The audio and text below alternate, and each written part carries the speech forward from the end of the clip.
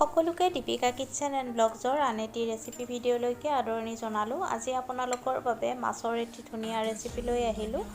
ওলকবিৰ সৈতে ৰন্ধা মাছৰ এই ৰেচিপিটো চাই যদি আপোনালোকৰ ভাল লাগে তেন্তে ভিডিঅ'টোত লাইক, কমেণ্ট, শ্বেয়াৰ আৰু চেনেলটো ছাবস্ক্ৰাইব কৰি কাষত থকা বেল আইকনটো প্ৰেছ কৰি অন কৰি ৰাখিব। তেতিয়াহে মোৰ আহিবলগীয়া ভিডিঅ'ৰ নটিফিকেশ্যন সৰ্বপ্ৰথমে পাব। তেন্তে আহক ৰেচিপিটোৰ মাজলৈ যাওঁ। কেৰাহী গৰম হ'বলৈ দি তাত সৰিয়হৰ তেল দি পিঁয়াজ, খুন্দি লোৱা আদা, নহৰু আৰু শুকান জলকীয়া দুটা দি 1 মিনিট সময় ভাজিব লাগিব। সোৱাদমতে নিমখ আৰু হালধি দি পুনৰ 1 মিনিটমান সময় ভাজি ল'ব। এতিয়া তাত সিজাই লোৱা ওলকবি আৰু আলুখিনি দি দিব আৰু ওলকবি আলুখিনি দিয়াৰ পিছতো মছলাৰ সৈতে লৰাই কিছু সময় ভাজিব লাগিব। তেনেই সাধাৰণ ৰেচিপি। ভিডিঅ'টো চাই যদি আপোনালোকৰ ভাল লাগে প্লিজ ভিডিঅ'টোত লাইক, কমেণ্ট আৰু শ্বেয়াৰ কৰিবলৈ নাপাহৰিব।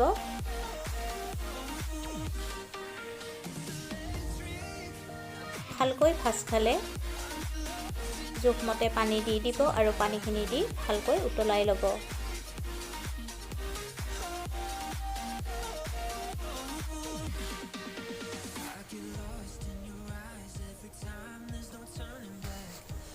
ভালকৈ উতল আহিলে ভাজি ৰখা মাছ দি দিব লাগিব।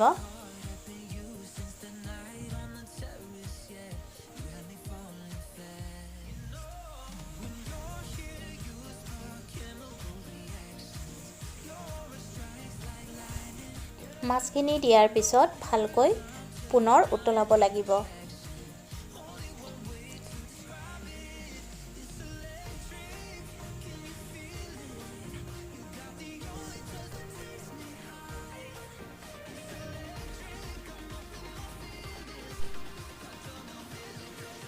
ভালকৈ উতল আহিলে তাত জিৰা গুড়ি, ধনিয়া গুড়ি আৰু কাশ্মীৰী ৰেড চিলি পাউডাৰ আৰু গৰম মছলা দি দিব।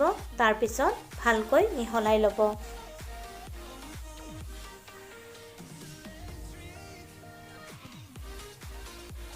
মছলাখিনি দিয়াৰ পিছত পুনৰ ভালকৈ জলখন উতলাব লাগিব।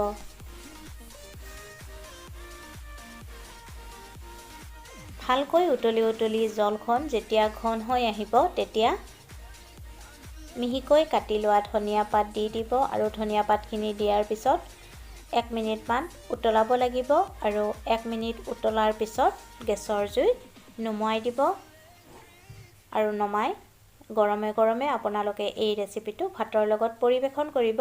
মোৰ এই ৰেচিপিটো চাই যদিহে আপোনালোকৰ ভাল লাগিছে তেন্তে ভিডিঅ'টোত লাইক, কমেণ্ট, শ্বেয়াৰ আৰু চেনেলটো ছাবস্ক্ৰাইব কৰি কাষত থকা বেল আইকনটো প্ৰেছ কৰি অন কৰি ৰাখিব। তেতিয়াহে মোৰ আহিবলগীয়া ভিডিঅ'ৰ নটিফিকেশ্যনবোৰ আপোনালোকে সৰ্বপ্ৰথমে পাব। পুনৰ উপস্থিত হ'ম আন এটি নতুন ৰেচিপি ভিডিঅ'লৈ। আজিলৈকে আহিলোঁ। ভিডিঅ'টো শেষলৈকে চোৱাৰ বাবে আপোনালোকক বহুত ধন্যবাদ জনালোঁ।